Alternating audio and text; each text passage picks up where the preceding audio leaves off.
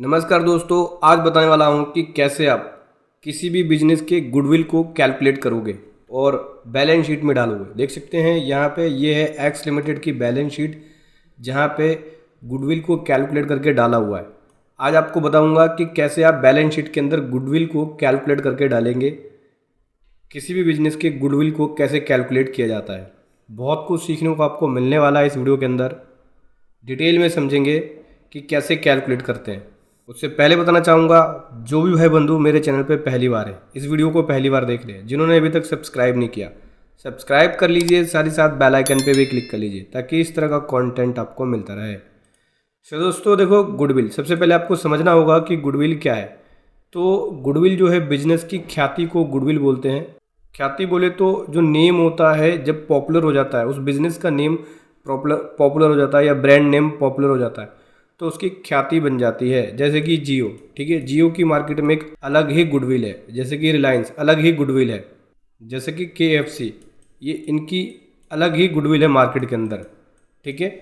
तो इसको कैसे कैलकुलेट किया जाता है और कब कैलकुलेट किया जाता है? जब किसी कंपनी को खरीदा जाता है, जब कोई कंपनी किसी दूसरी कंपनी को एक्वायर कर लेती है, खरीद लेती है, तो उस केस में गुडविल को कैलकुलेट किया जाता है जब कंपनी का एक्विजिशन होता है। तो जो कंपनी खरीद रही है या एक्वायर कर रही है, वो कंपनी गुडविल को कैलकुलेट करके अपने बैलेंस शीट के अंदर डालती है। जो भी उस कंपनी के अकाउंट्स को अकाउंटेंट देख रहा होता है, वो यहाँ पे गुडविल को कैलकुलेट करके डालते हैं।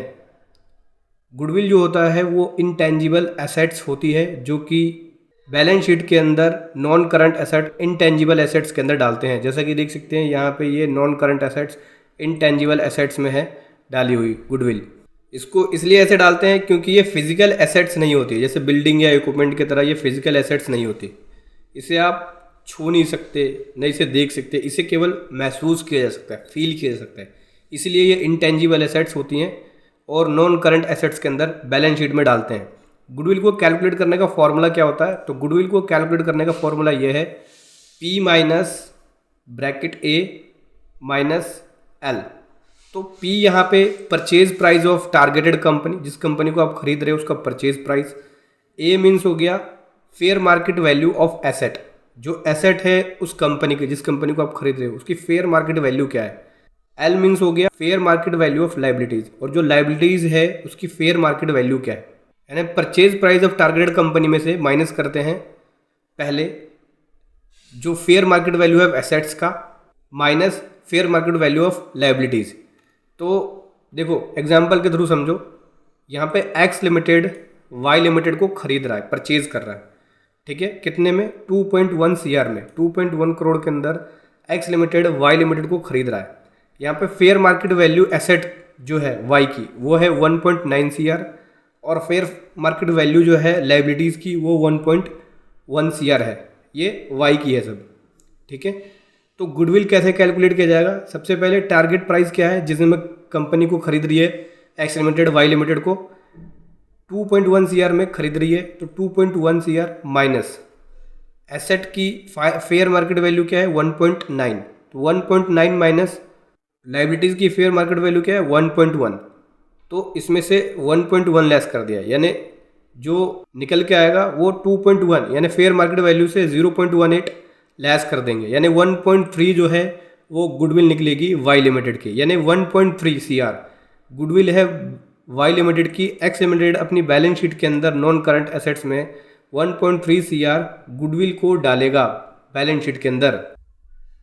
जैसे कि यहाँ पे डाला हुआ है, देख सकते हैं, ये गुडविल है Y लिमिटेड की जो डाली गई है कैलकुलेट करके X लिमिटेड के बैलेंस शीट के अंदर, नॉन करंट एसेट्स के अंदर इंटेंजिबल एसेट्स में।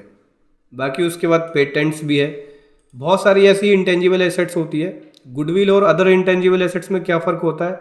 देखो, अदर इंटेंजिबल एसेट्स की एक डिफाइनिट यूज़ लाइफ होती है, लेकिन गुडविल की डिफाइनिट यूज़ लाइफ नहीं होती, और इंडिपेंडेंटली किसी भी अदर इंटेंजिबल एसेट्स को खरीदा जा सकता है या बेचा जा सकता है, लेकिन गुडविल को इंडिपेंडेंटली खरीदा या बेचा नहीं जा सकता।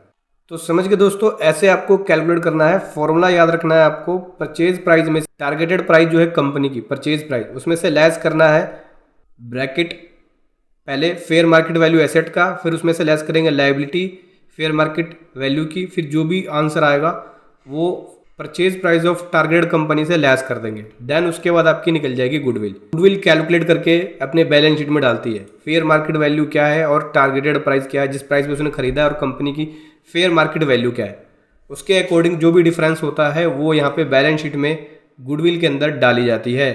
तो ऐसे आपको बैलेंस शीट के अंदर गुडविल को कैलकुलेट करना है। वीडियो कैसी लगी ज़रूर बताएं। Thank you so much. जय हिंद, वंदे मातरम।